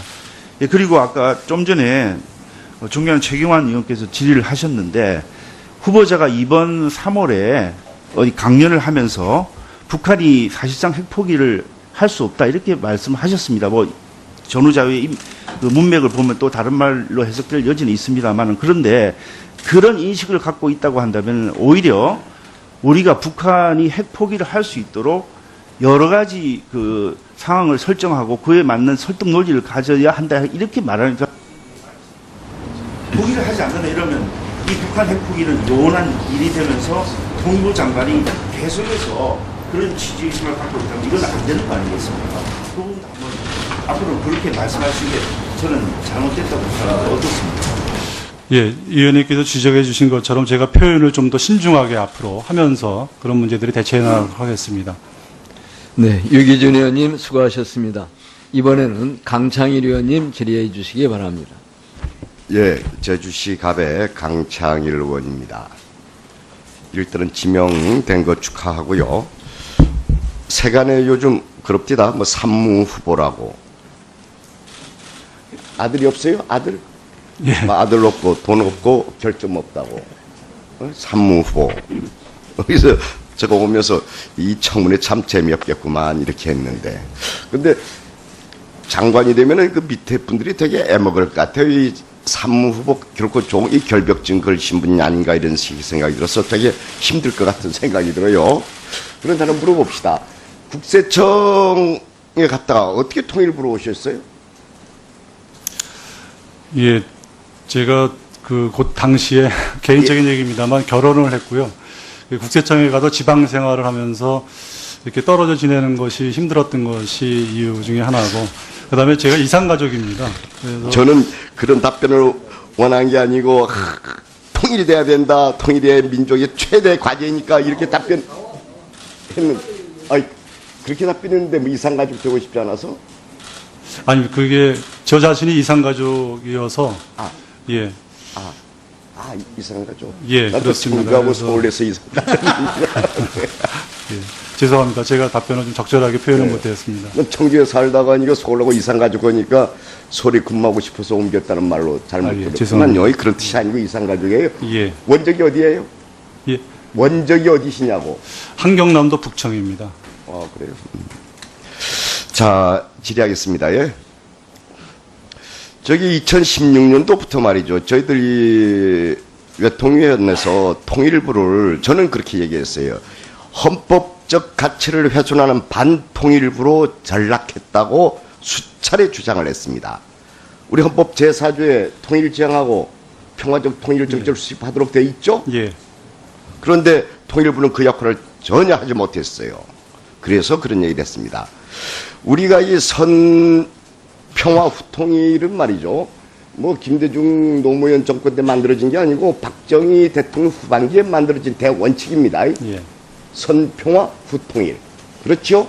예. 알고 있죠? 예, 그렇습니다. 예, 예. 그런데 박근혜 정부가 초기는 좋았습니다. 2014년 1월에 한반도 신뢰 프로세스, 3월에 드레스덴 선언, 통일 대방론. 그 뭐 주술 정치를 했는지 뭐 통일 대방론이 어디서 나온 말인지 모르겠습니다만은 좌주간에 이 모든 국민들에게 통일의 그 기대를 고취해주는 그런 아주 좋은 것이었다고 생각을 합니다. 그래서 2014년도에 통일준비위원회도 만들었어요. 지금도 존재하는데 하나도 일은 못하고 회의만 하다가 혈세만 낭비했어요. 아무 일도 못했어. 이때까지는 전 좋았는데 2016년 들어와서 갑자기 바뀌었어요. 그래서 그때 뭐 북한 종업원 12명이 탈북하는 그 사건이 나오고 그 다음에 급증했더니 북한이 붕괴될 것이다. 북한에서 주민들이 이탈할 것이다.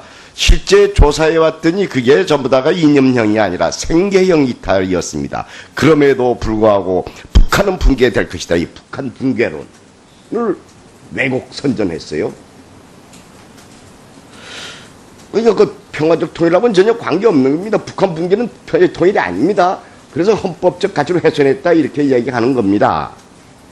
그렇게 하고 다음에 뭐 그 정도만입니까? 뭐 최근에 어디 언론에 봤더니 뭐 확인 못 해봤습니다만은 김정은 제거설도 어느 언론에 나오더라고요. 한국 정부하고 미국하고 해서 제거하려고 했다는 며칠 전에 그걸 봤는데 그래서 반통일 반평화 정책으로 나아갔다 이 얘기예요. 제가 이런 얘기하는 거 알고 계세요? 예, 저도 뭐 대략적으로는 그런 얘기를 파악을 하고 있습니다. 장관에 되시면은 과거에 이명박 박근혜 정부 때 어떤 식으로 통일 정책이 전개됐는지 그리고 제발 장관 되시면은 대통령 시키면 말만 듣고 초대시키면 말만 듣는 장관 하지 마시고 국무위원 아닙니까? 국무위원이니까 소신껏 통일 얘기를 해줘야 됩니다. 예. 왜 국방부에 짓눌려서 그냥 아무 얘기 못하고 그냥 가만히 있는 그런 식의 무소신한 국무위원이 되지 마시고 통일 문제 관련하는 적극적으로 의견을 개진해 주셔야 된다. 잘못하다가 소신 없는 장관이 될 수가 있어서 그래요. 걱정돼서 그래요. 예? 소신껏 일할 수 있겠어요? 예? 속기록이 안 나오니까 답변을 해야죠. 예, 존경하는 강창일 위원님께서 주신 지적을 깊이 새겨서 저희 통일부가 남북관계에 있어서는 주도적인 역할을 할 수 있도록 최선을 다해서 노력을 하겠습니다. 대통령께도 아니건 아니라고 노라고 할 수 있는 국무위원이 돼야죠. 예? 그 다음에 두 번째 말이죠. 최고의 인권은 생존권입니다. 예? 자유권 이전의 생존권 최고의 인권입니다. 그건 인류 역사상 그래요. 그래서 밥 세 끼 먹어야 돼요. 그래서 우리 국회에서도 그냥 뭐 특히 우리 자유한국당 우리 새누리당 옛날에 주장해서 북한 인권법도 만들어 놨잖아요. 그죠? 만들어 놨죠. 북한 인권법. 그런데 북한에서 지금 5세 미만의 어린아이들이 지금 28%가 영양실조에 걸려 있어요. 아시겠어요? 굶어 죽는 사람 엄청나게 많고 백신 같은 거 없고 아니 그런 인도적 지원을 해야 되는 거 아닙니까? 전부 막아놨어. 예, 여기 저 도표 나중에 저 보내주겠는데 과거 역대 정부의 대북지원기금 쭉 보게 되면은 이건 해도 너무해. 과연 북한 땅에 살고 있는 우리 동포에게 과연 인도라고 얘기할 수 있는 그런 마음이 있냐 이거예요.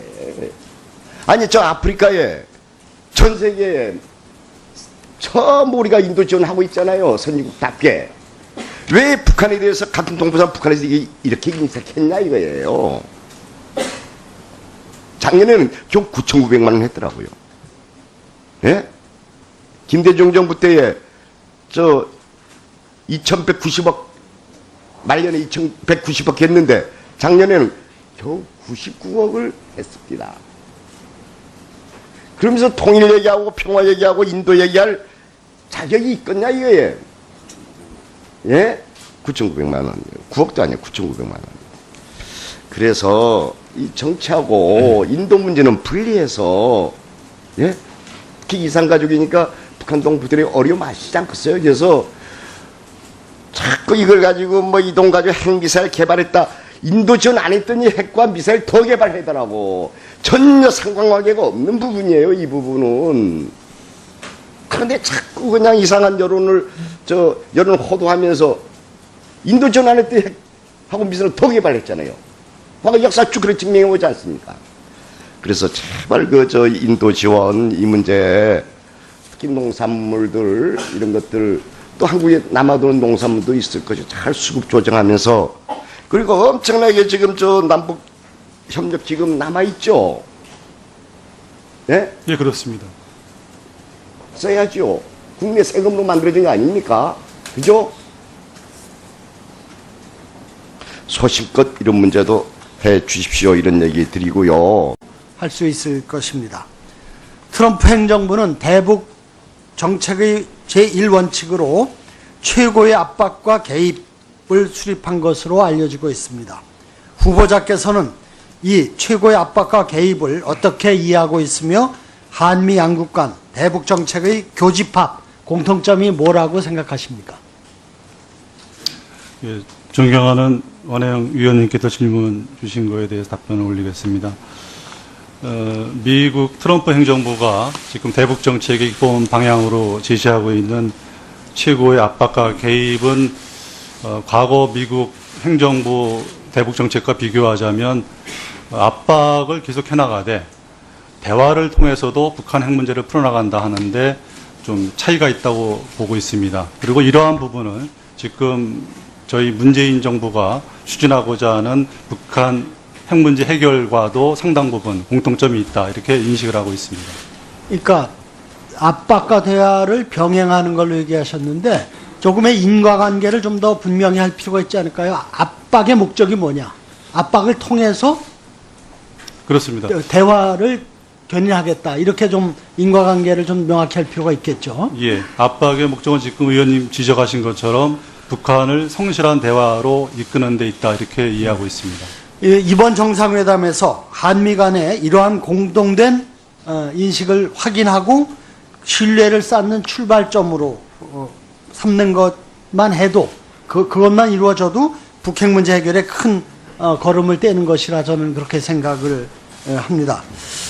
또 앞으로 북핵 문제 해결을 위한 방법이 다각적으로 모색이 돼야 할 텐데 북핵 문제 해결을 위한 남북관계 차원의 대책이 무엇이라고 보고 있습니까? 기본적으로 그동안 북핵 문제 해결에 있어서 우리 남북관계가 좀 제 역할을 못했다, 소요되어 있다 이런 측면으로 상황을 이해하고 있습니다. 그래서 저희가 북핵 문제 해결을 국제사회와 같이 공조해 나가는 부분도 앞으로 계속해 나가고 대단히 중요한 부분이겠습니다만 남북관계를 통한 북핵 문제 해결 노력도 같이 병행해 나가는 것이 필요하다 하는 차원으로 생각하고 있습니다. 네, 저도 이 핵 문제 해결과 남북관계 개선은 선후의 문제가 아니라 동시에 해결해야 할 사안이라고 생각을 하고 있습니다. 남북관계를 개선해서 북핵 문제 해결에 주도적인 역할을 우리가 할 수 있기를 바랍니다. 미국 월스트리트 저널이 북한과 미국이 지난해 초부터 1년이 넘도록 비밀 외교 채널을 가동해 오고 있다라고 보도한 바 있습니다. 다시 말해서 북한이 그 사이에 4차, 5차 핵실험을 했음에도 불구하고 대북 조치가 그에 따른 대북 조치가 제재 조치가 강화됐음에도 불구하고 북미 간 대화의 끈은 끊기지 않고 있다는 얘기입니다. 우리는 현재 어떻습니까? 남북 간 공식 대화 채널이 다 막혀 있죠? 예, 그렇습니다. 마지막 대화가 언제였습니까?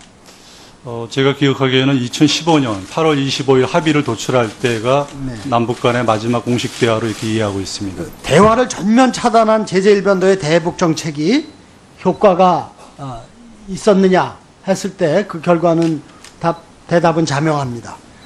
미국의 사례처럼 제재를 하면서도 북한을 대화의 장으로 끌어들이기 위해 공식, 비공식 접촉을 해야 한다고 보는데 후보자의 생각은 어떻습니까? 위원님께서 말씀하신 데 전적으로 동의하고 있습니다. 그리고 대화의 물꼬를 트기 위한 대북 특사 파견에 대한 주장들이 있는데 대북 특사 파견에 대해서 어떻게 생각하고 있습니까? 다른 남북 대화와 마찬가지로 대북 특사 파견을 저희가 지금 꽉 막혀 있는 북핵 문제 해결이라든가 남북 관계 복원을 위해서 필요하다면 저희가 긍정적으로 검토해 나갈 수 있는 그런 사안이라고 생각을 합니다.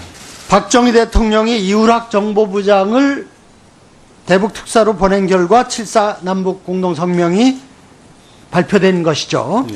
또 2000년 남북 정상회담도 박지원, 임동원 특사를 통해서 성사될 수 있었습니다. 2005년에는 북한이 육자회담 참가를 무기한 중단하고 핵무기 보유를 선언한 상황에서도 대화의 끈을 놓지 않고 정동영 특사를 보낸 결과 북한이 4차 육자회담에 복귀하고 9.19 공동성명을 한 자료를 다음 날인 6월 8일까지 제출하겠다고 했지만은 결국은 제출하지 않았습니다. 이러한 그 세금 납부 내역 자료는 국세청의 전산 정보 시스템에서 후보자 본인이 신청만 하면 바로 제출을 받을 수 있는 그런 자료입니다. 아주 간단한 것인데도 결국 후보자는 그런 것을 제출하지 않았고 결국은 본인의 세금 탈세 사실을 숨기기 위한 것이 아닌가, 또 우리 인사청문회를 무력화하기 위한 것이 아닌가 하는 것을 강한 의심을 가질 수밖에 없습니다. 문재인 대통령은 이러한 그 자격 미달, 또 자료 제출도 미비하고 또한 자질이 부족한 이러한 그 후보를 결국은 외교부 장관으로 임명을 하고 말았습니다. 이에 대해서 대단히 유감스럽다는 그런 의사를 제가 표명하면서 다시는 이런 일이 발생해서는 안 되겠습니다. 오늘 통일부 장관 그 후보자 인사청문회 관련해서도 본의원이 63건의 자료 요구를 했는데 다수의 지금 중요한 자료가 지금 제대로 제출이 안 됐습니다. 알고 계십니까? 그래서 예를 들어 지난 10년간의 종합소득세 납부 내역, 또 2008년 이후 종합부동산세 납부 내역 등의 자료에 대해서 아직 제출이 안 됐습니다. 그래서 특히 2006년 2월에 후보자가 매도한 그 의정부 주택에 대한 그 양도소득세 내역도 아직 제출이 안 됐습니다. 이러한 것을 금일 오전 중에 이 자료를 제출해 주시기 바라면서 위원장님께서 지난 6월 7일 인사청문회에서 자료 제출 미비에 대한 위원님들의 불만이 상당히 있었다는 점을 감안하셔서 오늘 이러한 자료가 반드시 오전 중에 제출될 수 있도록 꼭 해주시기 바랍니다. 그래서 오늘 통일부 장관 후보자에 대한 인사청문회가 내실 있게 진행될 수 있도록 해주시기를 요청드립니다. 이상입니다. 예, 후보자께서는 지금 우리 윤영석 위원님께서 말씀하신 것처럼 오전 중으로 최대한 자료를 빨리 만들어서 제출해 주시기 바랍니다. 예, 알겠습니다. 예, 다음은 후보자에 대한 질의 순서가 되겠습니다. 질의는 일문일답의 방식으로 하되 위원님 한 분의 질의 시간은 답변을 포함해 10분으로 하도록 하겠습니다. 부족한 부분에 대해서는 보충 질의 시간을 드리도록 하겠습니다. 그러면 지금부터 질의를 시작하도록 하겠습니다. 먼저 원혜영 의원님 질의해 주시기 바랍니다.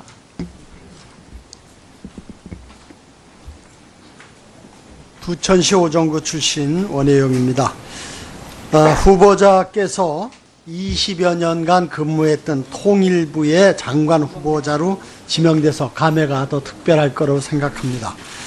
이번에 장관으로 임명되면 정세현 장관에 이어서 두 번째 통일부 출신 장관의 기록을 갖게 될 것입니다.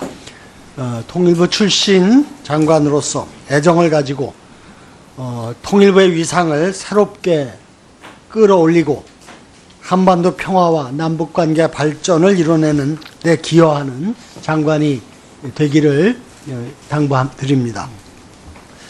후보자 도덕성 관련해서 잠깐 말씀드리겠습니다. 저는 전부터 우리 사회의 지도자들이 기부와 봉사에 대한 자기 실천을 위한 노력이 필요하다고 생각하고, 그런 것을 인사라든가 또는 이런 검증 또는 선거를 통해서 우리 국민들이 중요하게 판단할 재료 중에 하나가 되어야 된다, 이런 생각을 하고 있습니다. 이번에 제출된 자료를 보니까 가족들이 유니세프, 국경 없는 의사회, 아름다운 재단, 천주교 관련 단체 등에 매월 기부를 하고 있습니다. 후보자가 최근까지 북한 이탈 주민 청소년을 양육하는 단체의 운영위원으로 직접 봉사활동을 하고, 또 병원에서 봉사하는 모습이 바로 우리 공직자들에게 본보기가 될 수 있다고 생각을 하고, 또 좀 격려와 치하의 말씀을 드립니다. 이런 도덕성만큼이나 유능하게 일을 해서 성과를 내는 장관이 되시기를 당부드리겠습니다. 한미 정상회담이 내일 이루어집니다. 아마 그 정상회담의 최대 의제는 북핵 문제 해법 모색이라고. 장관 후보자께서도 위원님들의 질의와 말씀에 있는 그대로를 솔직하고 성실하게 답변을 하셔서 오늘 청문회가 소기의 목적을 달성할 수 있도록 적극 협조해 주실 것을 당부드립니다. 그러면 인사청문회 진행 절차에 대해 말씀드리겠습니다. 오늘 인사청문회는 제3차 전체회의에서 의결한 인사청문회 실시 계획에 따라 통일부 장관 후보자의 선서를 받고 모두 발언을 청취한 다음 위원님들의 주 질의와 이에 대한 후보자의 답변을 들은 후 다시 보충 질의를 하는 순서로 진행하겠습니다. 선서를 받기 전에 조명균 통일부 장관 후보자를 간략히 소개해 드리겠습니다.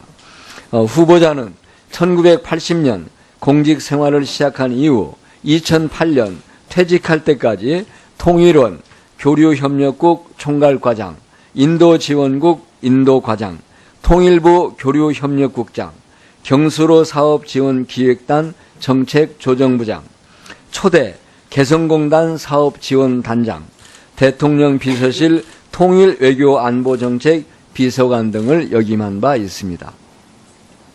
보다 자세한 내용은 배부해드린 유인물을 참고해 주시기 바랍니다.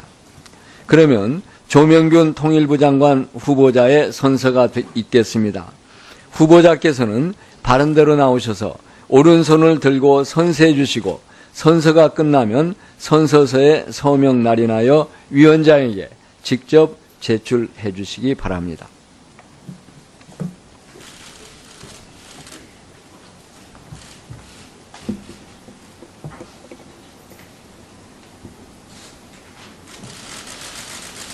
선서, 공직 후보자인 본인은 양심에 따라 숨김과 보탬이 없이 사실 그대로 말할 것을 맹서합니다. 2017년 6월 29일 공직 후보자 조명균.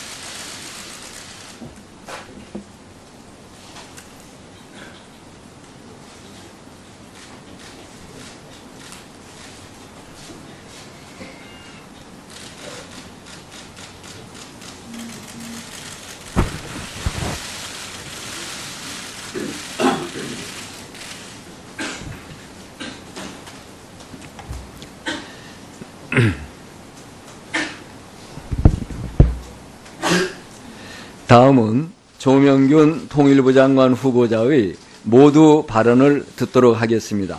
후보자께서는 발언대로 나오셔서 10분 이내로 모두 발언을 해주시기 바랍니다.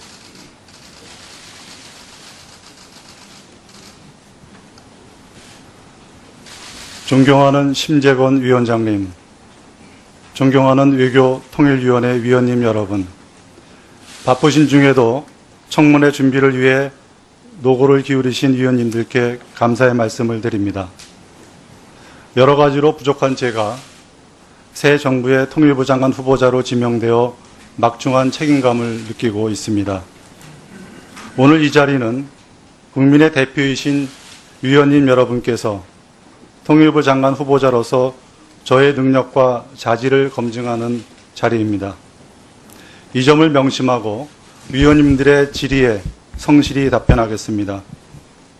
아울러 장관으로 일할 수 있는 기회가 주어진다면 오늘 위원님들의 조언을 가슴 깊이 새겨 국익과 민의에 어긋남이 없이 직무를 수행해 나가겠습니다. 존경하는 위원님 여러분, 저는 1984년 당시 국토통일위원이었던 통일부에 들어와 20년 이상 통일정책, 교류협력, 남북회담 개성공단 등 통일 업무 전반의 현장 실무와 정책에 종사해 왔습니다. 또한 청와대 통일외교안보정책비서관으로 근무하면서 국가 전략의 차원에서 외교와 안보, 통일 문제를 종합적으로 다루어 본 경험도 있습니다. 공직을 떠나서 보냈던 시간은 남북관계 현장에서 가졌던 고민을 국민들의 시각에서 되돌아보는 소중한 계기가 되었습니다. 통일부 장관으로 일하게 된다면 저의 경험과 추할 수 있었습니다. 대북 특사가 남북관계 복원과 핵 문제 해결을 위한 실마리를 찾는 터닝 포인트가 될 수 있다고 보는데 장관의 견해는 예, 의원님 맞습니까? 지금 말씀하신 대로 동의합니다. 개성공단 재개에 대한 장관의 견해를 묻겠습니다. 개성공단이 시공돼서 기반을 초기에 다질 때까지 통일부 교류협력국장으로 후보자께서는 아주 중요한 역할을 했는데 이 남한과 북한 그리고 남북관계에서 개성공단이 갖는 의미가 무엇이라고 생각하시고 그 중단에 대해서 어떻게 평가합니까? 이미 위원님들께서도 잘 아시고 계시겠습니다만 개성공단은 남북관계에 있어서 남북 경협뿐만 아니라 남북한 간의 어떤 군사적 긴장 완화에도 기여하는 측면이 있고 또 국제사회에도 남북한이 협력하는 모습을 보여줬던 여러 가지 남북관계에 있어서 중요한 가치를 가지고 있었던 사업이라고 생각을 합니다. 개성공단 재개에 대한 입장은 어떻습니까? 또 재개를 위한 선결과제를 무엇이라고 생각하십니까?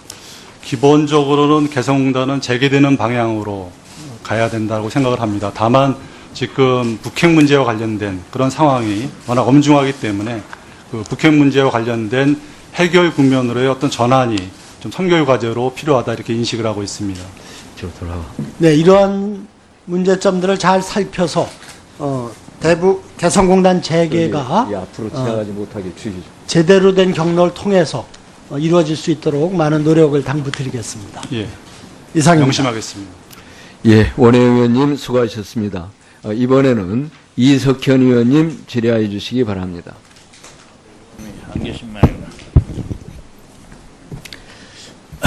더불어민주당의 이석현 의원입니다.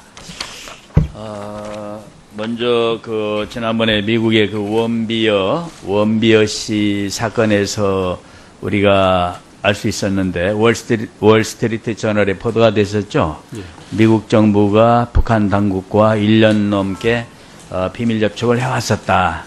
그러니까 그 원비어 석방과 또 북한 핵 문제 관련해서 상당히 이렇게 대화를 여러 번 주고받은 것으로 그렇게 보도가 됐어요. 몇 번 만났다고 돼 있었죠? 구체적인 횟수까지가 기억은 못합니다만 예. 1.5 트랙이라든가 또는 예. 트랙 2 방식으로 해서 여러 번 만난 거로 저도 이렇게 파악을 하고 있습니다. 그렇죠. 그런데 우리 정부가 이 한반도 문제 관련해서는 당사자인데 그 북한하고 비밀 접촉이 그동안 있어 왔나요? 제가 파악한 바로는 그동안 그 비밀 접촉도 끊어져 있는 거로 이해를 하고 있습니다. 내가 지난번 전임 통일부 장관한테도 물어봤는데 남북 간의 접촉이 전혀 없는 걸로 이렇게 예. 보이더라고요. 그렇다면 그야말로 우리 많은 사람들이 염려하는 코리아 패싱이라고는 우리가 조어를 했는데 한국은 젖혀놓고 북한과 미국 간에 직접적으로 어떤 거래가 일어날 수가 있는 그런 우려, 그건 대단히 위험한 상황이거든요. 어떤 경우라도 당사자인 우리 한국이 우리가 의사를 가지고 있기, 우리 생각을 북한과 미국과 한국 사이에 그런 관계에서 반영되도록 해야 되는데 우리는 모르는 사이에 따로 만나고 있었다는 것이죠. 그래서 우리가 남북관계에서 어떤 하트라인이 필요한 거 아닌가, 공식적인 대화를 재개하는 것이 필요한데 또 최소한 우선 급한 대로 그런 비공식적인 접촉 라인이라도 있어야 하는 거 아닌가 이렇게 생각하는데 어떻게 생각합니까? 예, 지금 의원님께서 제기하신 기본적인 취지에 대해서는 동감을 합니다. 그래서 예. 저희가 남북 대화를 재개하는 측면에서도 예. 우리 쪽에서도 그런 미국과 북한 간의 접촉과 유사한 방식의 그런 예. 트랙 2라든가 트랙 1.5 방식의 대화를 저희도 예. 신중하게 좀 검토해 나갈 필요가 있다고 생각을 합니다. 예. 아무 대화가 없이 막혀 있다는 건 상당히 위험한 일이기도 합니다. 남북 간의 어떤 위험 관리하는 데 있어서. 최근에 민간단체가 인도적 차원에서 북한 방문하려고 했는데 북한이 거부했죠? 예. 안타까운 일입니다. 이번에 유진벨은 어떻게 할 것 같아요? 제가 파악하기에 유진벨은 그동안 남북한 간에 다른 방북이 다 묶여있던 동안에도 예. 유진벨 전문성을 최대한 활용하고 부족한 부분은 동료들과의 팀워크를 통해 보완해 나가며 소임에 최선을 다하겠습니다. 존경하는 위원님 여러분, 지금 우리는 엄중하고 복합적인 환경에 처해 있습니다. 북한은 핵미사일 능력을 고도해 나가고 있습니다. 남북관계는 단절되었고 한반도 문제의 국제화도 심화되었습니다. 통일부 장관이 임명된다면 대한민국의 주도적 노력으로 우리가 처한 어려운 상황을 슬기롭게 극복해 나가고 핵과 전쟁 위협이 사라진 평화로운 한반도를 실현하기 위해 최선의 노력을 다하겠습니다. 북한의 도발과 위협에는 단호하게 대처하되 남북 간 대화 채널을 복원하고 긴장을 완화하기 위한 방안을 모색해 나가겠습니다. 북핵 문제는 우리에게 절박한 생존의 문제입니다. 가능한 모든 수단을 동원한 과감하고 실용적인 해법이 필요합니다. 국제사회와 긴밀히 협력하는 한편 남북관계를 통한 북핵 문제 해결을 병행하겠습니다. 이산가족 등 시급한 인도적 현안을 비롯해 산적한 남북관계 사안들도 남북이 머리를 맞대고 풀어나가야 합니다. 통일부 장관으로 임명된다면 변화한 현실에 맞는 창의적인 접근을 통해 분단의 고통을 해소하고 통합의 미래를 준비하겠습니다. 대북 정책을 추진하는 과정에서는 국민 합의와 국제 협력을 강화하겠습니다. 국민과 눈높이를 맞추고 국민의 말씀을 경청해 폭넓은 합의를 만들고 일관되게 추진해 나가는 것이 대북 정책의 성패를 가름한다고 생각합니다. 사회 각계각층의 다양한 의견을 적극 수렴해서 정책에 충실히 반영해 나가도록 하겠습니다. 국민의 대표인 국회와도 더욱 긴밀히 소통하겠습니다. 국제사회와도 밀접하게 협력하겠습니다. 능동적으로 우리의 입장을 알리고 설득하는 한편 필요한 협력은 적극적으로 추진하겠습니다.